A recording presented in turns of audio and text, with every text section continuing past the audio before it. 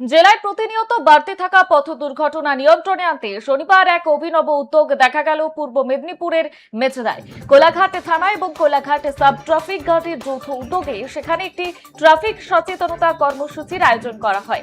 মূলত হেলমেট পরে বাইক চালানো, মদ্যপ অবস্থায় গাড়ি না চালানো এবং ট্রাফিক আইন মেনে চলার বার্তা দিতেই এই কর্মসূচি।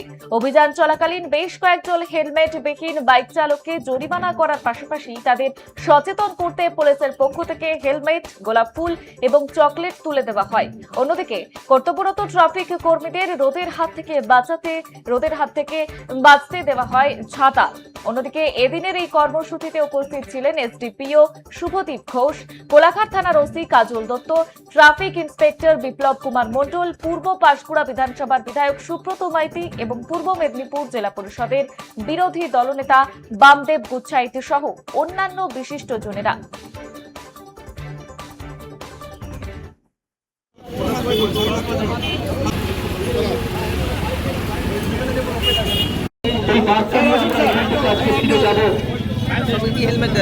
এবং প্রশাসনের সঙ্গে হাত মিলিয়ে আমরা আজ সকাল থেকে আমরা ভালো কর্মসূচি নিয়েছি।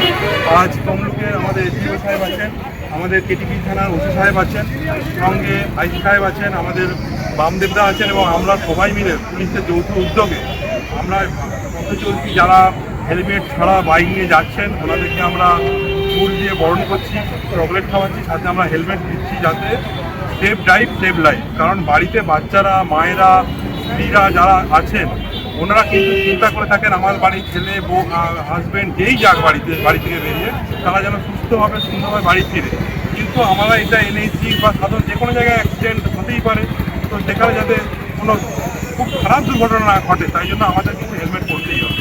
কারণ বাড়ির মানুষরা পথে বসে থাকেন কখন বাড়ির মানুষ বাড়িতে ফিরবে। এই উদ্যোগ যারা নিয়েছেন, আমাদের পুলিশ অফিসাররা নিয়েছেন, এই জন্য আমি ওনাদের কাছে চিরকৃতজ্ঞ এবং ওনাদেরকে শুভেচ্ছা জানাচ্ছি এই সুন্দর উদ্যোগের জন্য। আমি সঙ্গে থাকতে পেরেছি এবং বামদেবদাকে নিয়ে থাকতে পেরেছি, তাই জন্য আমি বলছি।